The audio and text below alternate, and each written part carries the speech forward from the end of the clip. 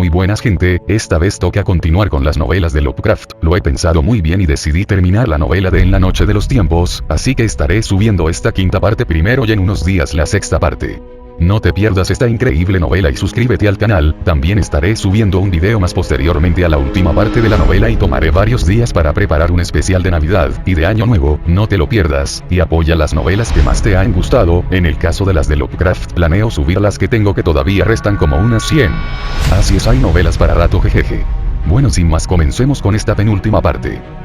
Los resultados inmediatos de esta carta pueden deducirse por la prensa. Tuve la suerte de conseguir apoyo económico de la Universidad del Miskatonic. Por su parte, Mr. Mackenzie y el Dr. Boyle resolvieron hábilmente todos los problemas que se plantearon en la lejana Australia.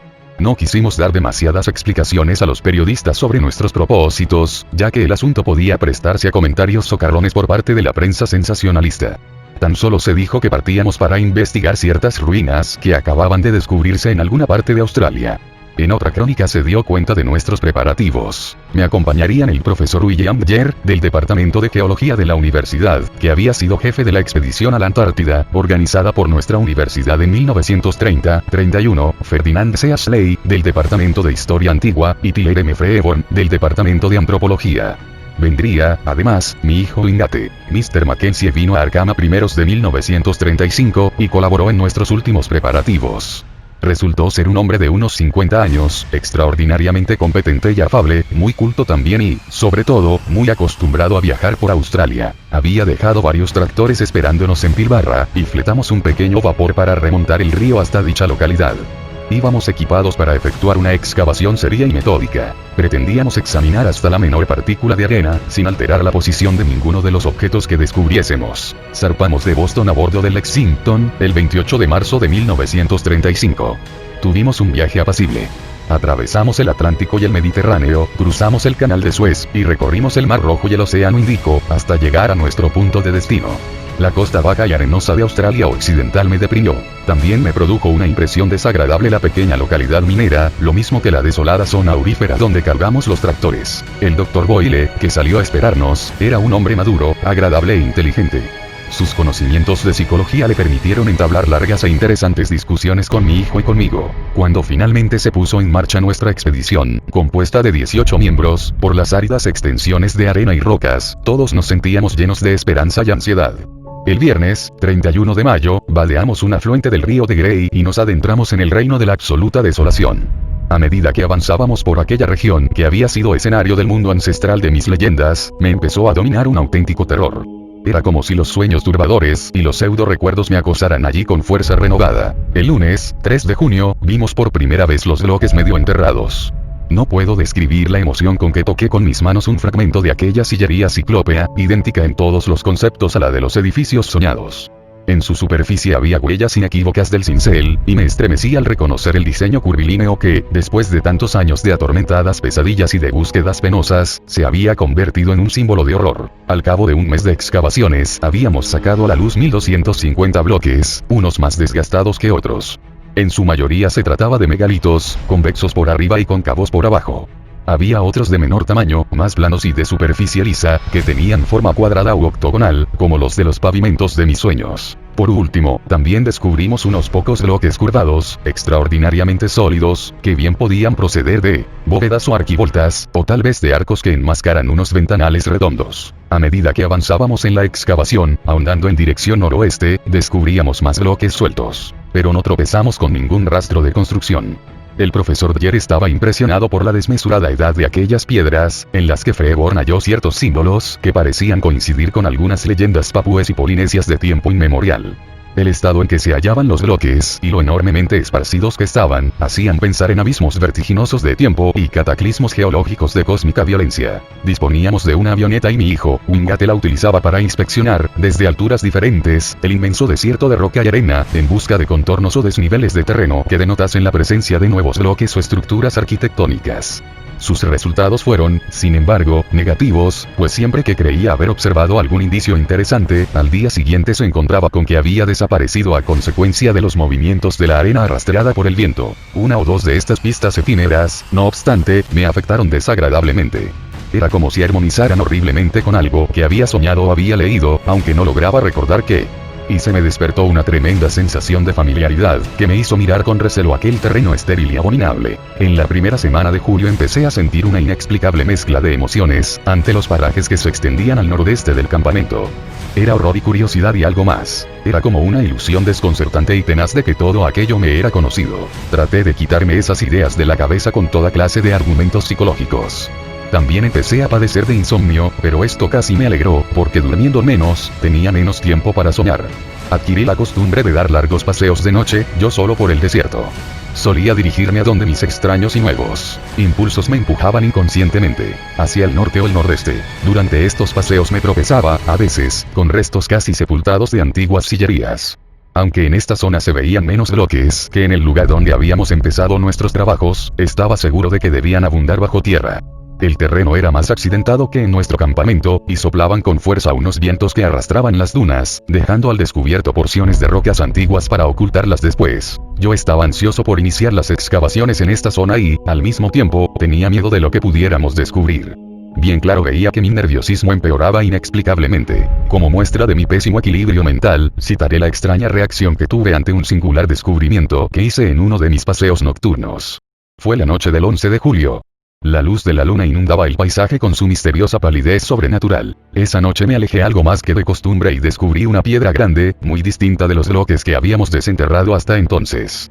Estaba casi totalmente sepultada. Me agaché y aparté la arena con las manos. Luego la examiné atentamente a la luz de mi linterna. A diferencia de los demás sillares, este estaba tallado en ángulos perfectamente rectos, sin superficies cóncavas ni convexas. Parecía de basalto, no de granito, ni de arenisca u hormigón, como los otros. Súbitamente me incorporé, di la vuelta y eché a correr a toda velocidad hacia el campamento. Fue una huida completamente inconsciente e irracional, y solo cuando estuve cerca de mi tienda comprendí por qué había huido. Entonces descubrí el motivo de mi horror. Con piedras como aquella había soñado yo. A ellas se referían también las leyendas ancestrales, y siempre aparecían vinculadas a los más espantosos horrores de aquella remota edad legendaria. La piedra había formado parte de las ruinas basálticas, que inspiraban a la fabulosa gran raza un santo temor. Era un vestigio de aquellas altas torres sin ventanas que construyeron las terribles criaturas semimateriales. Las que dominaban los vientos, que luego fueron confinadas en los abismos inferiores, bajo losas selladas y vigiladas día y noche. Permanecí sin poderme dormir hasta el alba. Al clarear el día, comprendí que era necio dejarme dominar por la sombra de una quimera imposible. En vez de asustarme debería haber sentido entusiasmo ante un descubrimiento capital. Al levantarnos todos conté a los demás mi hallazgo. Jer, Freeborn, Boyle, mi hijo y yo, salimos a ver el extraño bloque. Pero sufrimos una decepción. Yo no podía precisar el lugar exacto de la piedra, y el viento había alterado por completo el paisaje de dunas arenosas. Llego ahora a la parte crucial de mi aventura, la más difícil de relatar, puesto que ni siquiera estoy completamente seguro de que sea cierta. A veces siento la penosa convicción de que no fue un sueño ni una pesadilla, y es esa duda, precisamente, habida cuenta de las trascendentales consecuencias que implicaría mi experiencia, de ser efectivamente real, la que me impulsa a escribir esta relación. Mi hijo, que es un psicólogo competente, y que además ha estudiado el asunto a fondo y con cariño, podrá juzgar mejor que nadie lo que voy a decir. Permítaseme, antes que nada, contar una serie de hechos que mis compañeros de expedición pueden corroborar. En la noche del 17 al 18 de julio, después de un día ventoso, me retiré temprano, pero no pude dormirme. Poco después de las 11, decidí salir a dar un paseo. Como de costumbre, impulsado por mi extraña desazón, enderecé mis pasos hacia el nordeste. Al abandonar el campamento me crucé con uno de nuestros mineros, un australiano llamado Tupper, y nos saludamos. La luna, en cuarto menguante ya, brillaba en el cielo claro e inundaba aquellas arenas ancestrales con un resplandor lívido, leproso, que para mí tenía cierto matiz de perversidad. Ya no hacía viento y, hasta unas 5 horas después, no se volvió a levantar el más ligero soplo, como pueden atestiguar Tupper y los otros, que me vieron caminar por las dunas en dirección nordeste. A eso de las 3:30 de la madrugada, se levantó un furioso vendaval que despertó a todo el mundo y derribó 3 tiendas. El cielo estaba despejado, y el desierto brillaba aún bajo el resplandor enfermizo de la luna. Cuando mis compañeros de expedición fueron a reconocer las tiendas notaron mi ausencia, pero conociendo mi costumbre de pasearnos se alarmaron. No obstante, 3 de nuestros hombres, precisamente australianos los 3, dijeron que notaban algo siniestro en el ambiente. Mackenzie le explicó al profesor Freeborn que tales presentimientos se debían a la influencia de ciertas supersticiones de los nativos relacionadas con los fuertes vientos que, de tarde en tarde, azotaban las arenas bajo un cielo claro. Según murmuraban, tales vientos surgían de grandes cabañas subterráneas de piedra, donde habían sucedido cosas terribles, y solo soplaban en las proximidades de las grandes piedras marcadas. A eso de las 4 cesó el viento tan repentinamente como había empezado, dejando unas dunas de formas insólitas y nuevas. Eran las 5 pasadas. La luna, hinchada y fungosa, se hundía ya en occidente cuando me presenté en el campamento, tambaleante, sin sombrero, sin linterna, con las ropas desgarradas y el rostro arañado y cubierto de sangre. La mayoría de los hombres se había vuelto a acostar. Solo el profesor Dyer estaba fuera, fumando en pipa delante de su tienda. Al verme en aquel estado, llamó al doctor Boyle, y entre los dos me acostaron en mi tienda. Mi hijo se despertó al oír el alboroto y se unió inmediatamente a ellos. Entre los tres, me obligaron a permanecer echado hasta que cogiera el sueño, pero no me pude dormir. Me hallaba en un estado de excitación extraordinario. Lo que me había sucedido en nada se parecía a mis experiencias anteriores. Más tarde insistí en relatárselo. Les conté que, después de caminar un rato, me sentí cansado y decidí tumbarme en la arena y dormir un poco. Les dije que entonces tuve unos sueños aún más espantosos que los de otras veces, y al despertarme violentamente el repentino huracán, mis nervios sobreexcitados estallaron. Huí, preso de pánico, tropezando con las piedras medio enterradas, cayendo al suelo a cada paso y destrozándome las ropas de ese modo. Debí quedarme dormido mucho tiempo. De ahí mi larga ausencia. Gracias a un enorme esfuerzo de voluntad conseguí no traicionarme. Así, pues, nada dije que pudiera hacerles sospechar algo fuera de lo normal. Sí les indiqué, en cambio, que era necesario cambiar todos los planes de trabajo y no seguir excavando en dirección nordeste. Las razones que aduje eran bien inconsistentes. Dije que en esa dirección había muy pocos bloques, que no convenía contrariar a los mineros supersticiosos, que quizá la universidad redujera su subvención, y otros muchos desatinos y mentiras. Como es natural, nadie prestó la menor atención a tales argumentos. Ni siquiera mi hijo, cuya preocupación por mi salud era evidente. Al día siguiente me levanté y estuve vagando por el campamento, pero no tomé parte en las excavaciones. A causa de mi estado de nervios, decidí regresar a casa lo antes posible, y mi hijo me prometió llevarme en la avioneta hasta Perth, a casi 2000 kilómetros al sudoeste, en cuanto hubiera inspeccionado la región que yo no quería de ninguna manera que se inspeccionara. Se me ocurrió que, si lo que yo había contemplado estaba todavía a la vista, tal vez aquello podía servir de advertencia a mis compañeros, a una costa de hacer yo el ridículo. Era muy probable que me secundaran los mineros, tan empapados de supersticiones locales. Accediendo a mis deseos, mi hijo sobrevoló esa tarde todo el terreno por donde había paseado yo la noche anterior.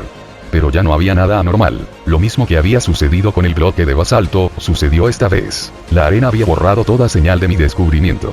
Por un instante casi lamenté haber perdido cierto objeto espantoso en mi huida, pero ahora sé que debo dar gracias a Dios por ello, ya que, así, aún me cabe la posibilidad de explicar mi terrible aventura como una simple ilusión, sobre todo si, como espero fervientemente, no consiguen encontrar jamás ese abismo diabólico. Wingate me llevó a Perth el 20 de julio, pero no quiso abandonar la expedición, y regresó al desierto. Estuvimos juntos hasta el 25 de julio, día en que el vapor zarpó con rumbo a Liverpool. Ahora, en el camarote del Empress, después de mucho meditarlo, he decidido que al menos mi hijo se entere de todo. Hasta aquí he hablado de hechos sabidos, de hechos que se pueden comprobar. He querido exponerlos de este modo, para salir al paso de cualquier eventualidad. Ahora contaré, lo más brevemente posible, lo que yo viví y sentí aquella noche, cuando me ausenté del campamento. Con los nervios de punta, dominado por esa perversa ansiedad que me impulsaba hacia el nordeste, caminé bajo el resplandor maléfico de la luna. Por todas partes había bloques de piedra medio sepultados por la arena, abandonados desde tiempo inmemorial. La edad incalculable del desierto, y la torva amenaza que flotaba sobre él como un aura, me oprimían más que nunca. Sin poderlo evitar, recordé mis sueños dislocados, las espantosas leyendas en que se basaban, y el terror que el desierto inspiraba, con sus cavernas de piedra, a los nativos y a los mineros. Y sin embargo, seguí caminando como si acudiese a una cita horrible, cada vez más acometido de turbadoras fantasías y pseudo recuerdos. Pensé en algunas de las configuraciones de ciertos montículos que había visto desde la avioneta, y me pregunté por qué razón me parecían tan siniestras y familiares. Algo horrible pugnaba por forzar las puertas de mi memoria, mientras otra fuerza desconocida trataba de cerrarle el paso. La noche estaba en calma, sin viento, y la arena pálida ondulaba como las olas de una mar inmóvil. Yo iba sin rumbo, pero como empujado por la mano del destino. Mis sueños se derramaban en el mundo vigil, y se me antojaba que cada megalito clavado en la arena pertenecía a alguno de los infinitos recintos y corredores prehumanos, cubiertos de bajorrelieves, jeroglíficos y símbolos, que también conocía yo. A ratos me parecía ver incluso aquellos monstruos cónicos, omniscientes, atareados en sus trabajos cotidianos, y no me atrevía a mirar mi cuerpo por miedo a verlo como el de ellos. Alucinación y realidad se superponían. Veía los bloques medio enterrados, y a la vez, los aposentos y corredores. Veía el malévolo resplandor de la luna, y a la vez las lámparas de luminoso cristal. Y en el desierto, los helechos ondulaban bajo las redondas ventanas. Estaba despierto, y al mismo tiempo, soñaba. No sé durante cuánto tiempo, o hasta dónde, ni, verdaderamente, en qué dirección exacta había caminado, cuando percibí por primera vez el montón de piedras desenterradas por el viento. Nunca había visto una agrupación tan grande de piedras en el curso de nuestras excavaciones, y me sentí tan impresionado, que al punto se desvanecieron todas mis visiones fabulosas. Ya no vi más que el desierto, la luna malévola y las ruinas de un pasado insospechado y remoto. Me acerqué a examinarlas con la luz de mi linterna. El viento había dejado al descubierto una aglomeración chata y circular de megalitos y rocas algo menores, de unos 15 metros de diámetro y unos 2 metros de altura. Desde el primer momento me di cuenta de que en estas piedras había algo que las diferenciaba de todas las demás. Por una parte eran más numerosas, pero además, mostraban unas figuras grabadas en sus caras que llamaban poderosamente la atención. Pero los bajorrelieves eran muy parecidos a los que habíamos estudiado en otros sillares. La diferencia era mucho más sutil. Cada bloque, aisladamente, no me decía nada. La impresión me la producía al abarcar el conjunto con una sola mirada. Y por fin comprendí la verdad.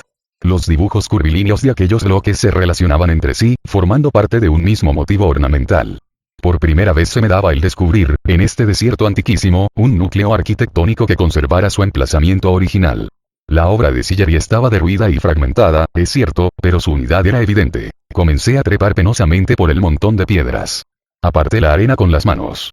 Me esforcé por interpretar las variaciones de tamaño, forma y estilo de los dibujos, en busca del nexo que existía entre ellos. Al cabo de un rato logré adivinar vagamente la índole de la estructura desaparecida, y recomponer mentalmente los dibujos que un día cubrieron los muros primitivos. La perfecta identidad de estos detalles con los de algunos escenarios de mis sueños me dejó mudo de horror. Aquellas ruinas pertenecían a un corredor ciclópeo de 10 metros de ancho y otros tantos de alto, pavimentado con losas octogonales y cubierto por una sólida bóveda.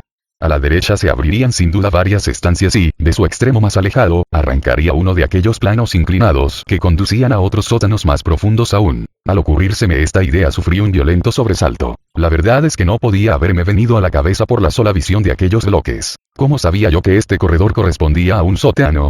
¿Cómo sabía que la rampa de subida tenía que haberse hallado detrás de mí?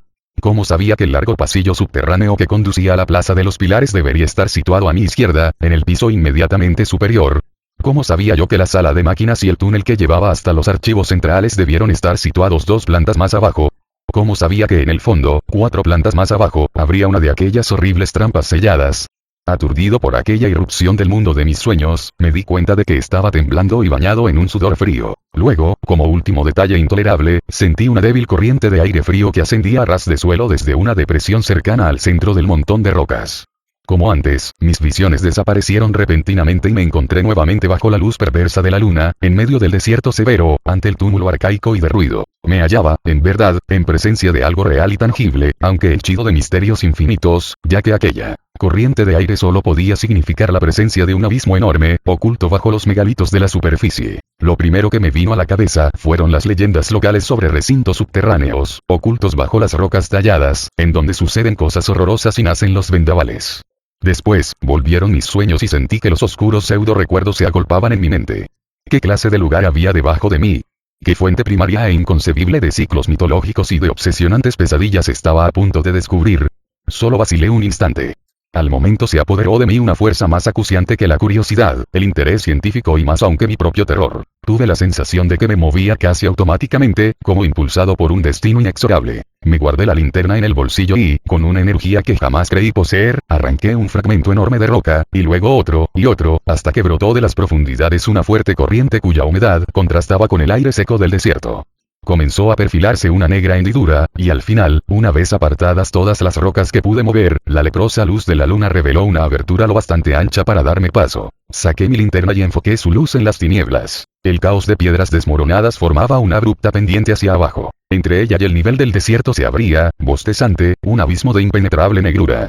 En la parte superior se veía el arranque de una bóveda de enormes proporciones, de suerte que, en aquel punto, las arenas del desierto se extendían directamente sobre una de las plantas de un edificio gigantesco, construido en los mismos albores de la Tierra como se conservaba después de millones de años, y después de tantas convulsiones geológicas, es cosa que ni siquiera pretendía entonces, ni ahora tampoco, adivinar. Cada vez que lo pienso, la sola idea de bajar a ese abismo así, de pronto, yo solo, y sin que nadie conociese mi paradero, se me antoja el colmo de la locura. Quizá lo fuese, pero aquella noche me aventuré sin vacilar por aquellas tinieblas subterráneas. De nuevo se manifestó el impulso fatal que parecía dirigir mis actos desde el principio. Encendiendo la linterna a ratos para no gastar pila, emprendí un descenso disparatado por el tenebroso declive. Cuando encontraba buen punto de sujeción para los pies y manos, avanzaba de frente. Si no, me volvía de cara al montón de piedras para agarrarme a tientas. Con ayuda de la linterna descubría a ambos lados de la pendiente, oscuros y distantes, los muros deshechos de la caverna. Frente a mí, en cambio, solo había oscuridad. En el curso de mi bajada perdí la noción del tiempo. Me encontraba tan agitado, tan lleno de vagos recelos y sospechas, que la realidad objetiva me parecía incalculablemente alejada. No experimentaba ninguna sensación física. Incluso el miedo se había petrificado como una gárgola inerte, incapaz de despertar mi terror. Por último llegué al suelo sembrado de bloques caídos, pedazos de roca, arena y detritus de todo género. A ambos lados, y a unos 10 metros, se alzaban los muros macizos que culminaban en inmensas arquivoltas. Aunque con dificultad, se veía que estaban esculpidas, pero era imposible distinguir la naturaleza de las esculturas. Lo que más me impresionó fue el techo abovedado. La luz de la linterna no conseguía iluminarlo, pero sí permitía distinguir con claridad el arranque de los monstruosos arcos. Y tan exacta era su similitud con lo que había soñado, que me estremecí violentamente, sobrecogido de horror. Allá arriba, en la abertura, una débil mancha luminosa delataba el mundo exterior bañado por la luz de la luna. Una vaga alarma del instinto me aconsejaba no perderla de vista, ya que era la única referencia para mi regreso. Avancé hacia el muro de la izquierda, cuyos motivos ornamentales se conservaban mucho mejor. El suelo, lleno de escombros, ofrecía casi tantas dificultades como la pendiente por la que acababa de descender, pero me las arreglé para abrirme paso. No recuerdo cuánto había avanzado cuando me detuve, levanté unos bloques, aparté con el pie los cascotes para ver el pavimento, y me quedé estupefacto al reconocer las grandes losas octogonales, que aún se mantenían unidas. Al llegar a una distancia conveniente del muro, paseé detenidamente la luz de la linterna sobre las desgastadas cinceladuras. Se notaba que el agua había erosionado la piedra arenisca, pero en su superficie se distinguían unas incrustaciones muy curiosas que no me sería posible explicar. En algunos sitios las piedras estaban muy sueltas, casi desprendidas. Me preguntaba durante cuántos miles de años más podría conservar su forma este edificio primigenio, soportando las sacudidas de la tierra. Pero fueron los motivos ornamentales lo que más me impresionó. A pesar de su estado de erosión, podían distinguirse de cerca con relativa facilidad, y fue una oleada de pánico lo que sentí al ver lo familiares que me resultaban. Pero, en fin de cuentas, no era extraño que esta venerable obra arquitectónica me resultara tan familiar. En efecto, sus características esenciales debieron impresionar terriblemente a los que forjaron los mitos, quienes las incorporaron a sus teorías esotéricas. El estudio de tales teorías, que llevé a cabo durante mi periodo de amnesia, había impreso imágenes muy vivas en mi subconsciente. Pero, ¿cómo explicar la absoluta exactitud con que concordaba cada línea y cada espira de esos dibujos extraños, con los motivos ornamentales que había soñado yo durante más de 20 años? ¿Qué oscura y olvidada iconografía era capaz de reproducir, con todo detalle, los dibujos que tan persistente, puntual e invariablemente visitaban mis sueños noche tras noche? No se trataba, pues, de ninguna casualidad, ni de una semejanza remota. Puedo afirmar, sin la menor sombra de duda, que el antiquísimo corredor en el que me encontraba, me era tan familiar como mi propia casa de Crane Street, en Arkham. Es cierto que mis sueños me habían mostrado el lugar en su estado original, aún no deteriorado, pero no por eso era menos asombrosa la identidad. En esta reliquia de un pasado real, me podía orientar con sobrecogedora facilidad. En una palabra sabía dónde estaba. Y no solo conocía la disposición del edificio, sino también la situación de este en aquella ciudad soñada. Me daba cuenta con insoslayable certidumbre de que era capaz de dirigirme a cualquier punto de aquella construcción o de aquella ciudad escapada al paso de los tiempos. En nombre del cielo, ¿qué significaba todo aquello? ¿Cómo había llegado a saber lo que sabía? ¿Qué tremenda realidad se ocultaba tras aquellos relatos antiguos de seres que habían vivido en este laberinto de rocas primordiales? Las palabras solo pueden expresar un pálido reflejo del tumultuoso horror que me consumía por dentro. Conocía este lugar. Sabía lo que había debajo de mí, y recordaba las innumerables plantas que se habían alzado sobre el corredor en el cual me encontraba, antes de que se desintegraran en polvo, ruinas y desierto. Pensé con estremecimiento que el débil resplandor lunar que se filtraba por la abertura ya no me era tan necesario. Me sentía desgarrado entre un deseo loco de huir y una curiosidad febril por continuar el camino que me señalaba mi fatalidad. ¿Qué había sucedido en esta megalópolis monstruosa durante los millones de años transcurridos desde la época remota en que se sembraban mis sueños? De todos los laberintos subterráneos que habían minado la ciudad, comunicando entre sí las torres gigantescas, ¿cuántos habían resistido las conmociones de la corteza terrestre? Había dado con todo un mundo primigenio, enterrado bajo las arenas. Sería capaz de encontrar aún la casa del maestro escribano, la torre donde Sga, cautivo de la raza de carnívoros vegetales de cabeza estrellada, procedente de la Antártida, había labrado ciertas ilustraciones en los entrepaños vacíos de los muros.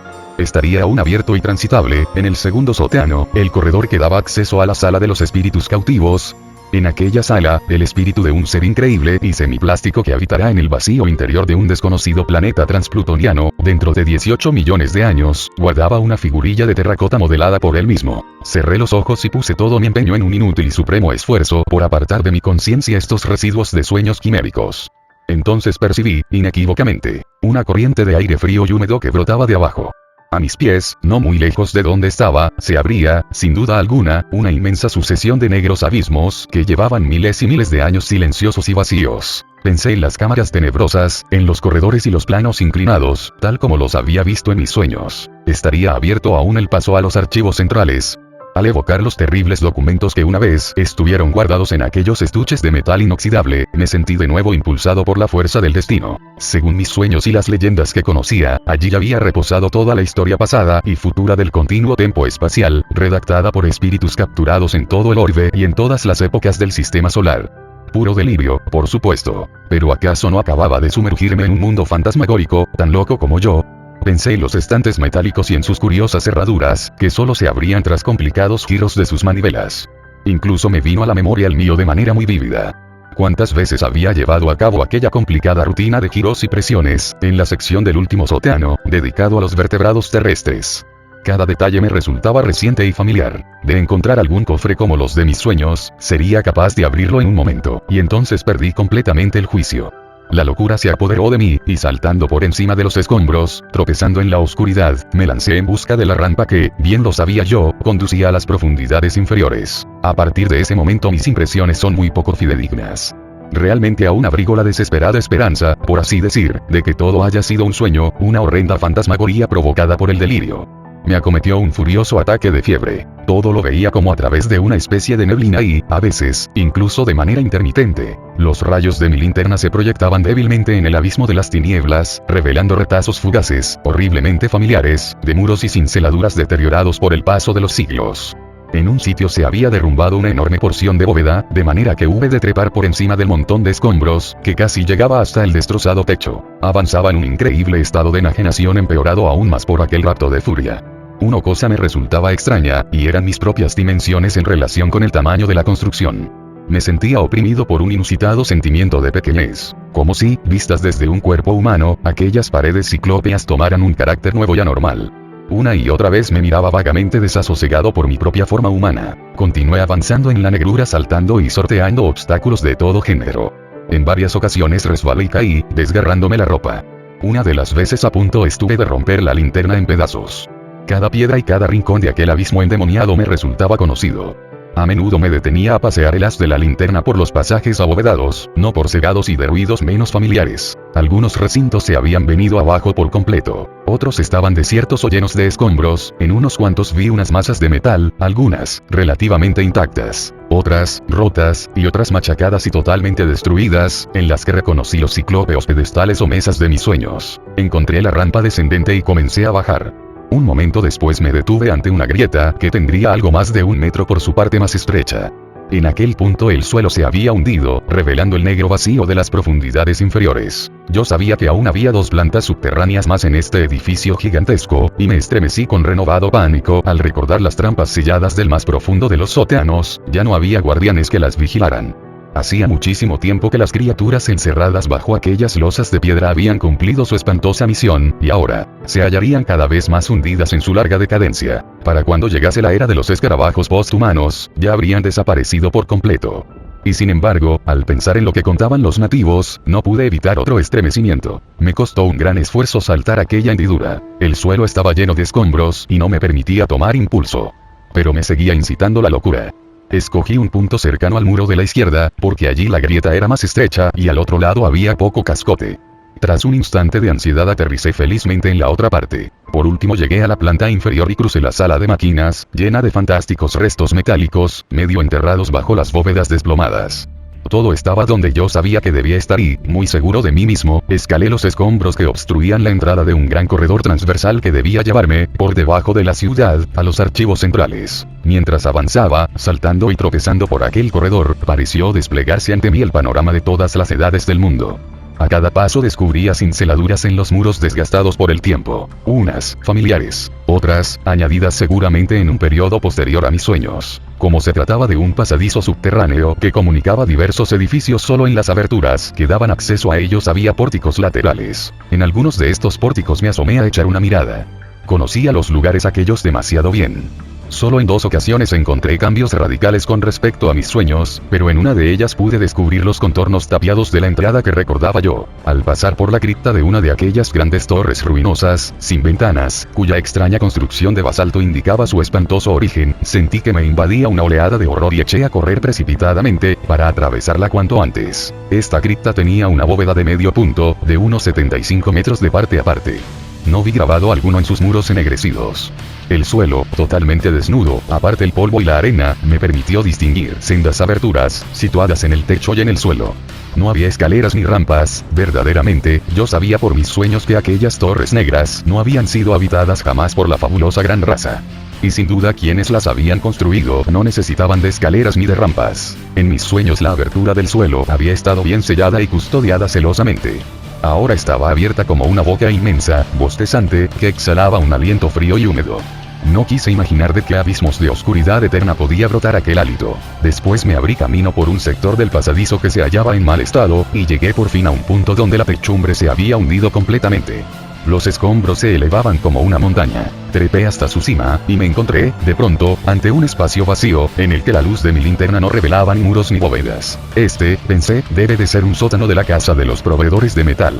Estaba situada en la tercera plaza, no lejos de los archivos. No pude adivinar lo que había sucedido allí. Al otro lado de la montaña de cascotes y piedras, volví a reanudar mi camino por el corredor. Pero, después de un corto trecho, me encontré con que no podía pasar adelante. Los escombros casi tocaban el techo, peligrosamente combado. No sé cómo me las arreglé para extraer los bloques y apartarlos violentamente hasta abrirme paso. Tampoco sé cómo me atreví a quitar aquellos fragmentos encajados firmemente, cuando la menor ruptura del equilibrio podía haber provocado el derrumbe de muchas toneladas de roca, aplastándome irremediablemente. Era sin duda la locura lo que me empujaba y me guiaba, si es que aquella aventura subterránea no fue, aunque yo así lo espero, una ilusión infernal o el producto de una pesadilla. Pero fuese sueño o realidad, el caso es que logré abrirme paso y pude arrastrarme, con la linterna en la boca, por encima del montón de cascotes. Una vez al otro lado sentí que me arañaban las fantásticas estalactitas del techo. Me encontraba ahora cerca del gran recinto subterráneo de los archivos que, al parecer, constituía mi objetivo. Me dejé caer por el lado opuesto de la barrera, y reanudé la marcha por el corredor, encendiendo solo a ratos la linterna para ahorrar pila. Por último llegué a una cripta baja, circular, que se hallaba en un maravilloso estado de conservación, y en cuyos muros se abrían arcos en todas direcciones. Los muros, al menos hasta donde alcanzaba la luz de mi linterna, mostraban gran profusión de jeroglíficos y ornamentos curvilíneos, algunos de los cuales habían sido añadidos después del periodo de mis sueños. Seguí caminando, empujado por esa fuerza inexorable de mi destino, y torcí inmediatamente a la izquierda, por un acceso que me era familiar. Estaba seguro de encontrar despejadas las rampas de todos los pisos. Este edificio subterráneo que albergaba los anales de todo el sistema solar, había sido construida con suprema habilidad, dándole una solidez tal que duraría tanto como la Tierra misma. Los bloques, de proporciones inmensas, habían sido equilibrados con exactitud matemática y unidos con cementos de dureza tan grande, que constituían una mole firme como el núcleo rocoso del propio planeta. Después de incontables milenios esta mole enterrada conservaba intactos sus contornos. Sus vastos pavimentos estaban cubiertos de polvo, pero no había escombros por parte alguna. La facilidad con que podía caminar, a partir de este momento, se me subió a la cabeza. Toda la frenética ansiedad, contenida hasta aquí por los muchos obstáculos que me habían impedido la marcha, se desbordó en una especie de prisa febril, y eché a correr, literalmente, por los pasillos de techo bajo que se extendían más allá del arco de la entrada. Ya no sentía ningún asombro al reconocer todo lo que me rodeaba. A uno y otro lado se distinguían las grandes puertas de los estantes metálicos, cubiertas de jeroglíficos. Algunas de ellas seguían en su sitio, otras estaban forzadas, y otras, dobladas y retorcidas por fuerzas geológicas del pasado que, sin embargo, no habían conseguido destrozar la titánica construcción.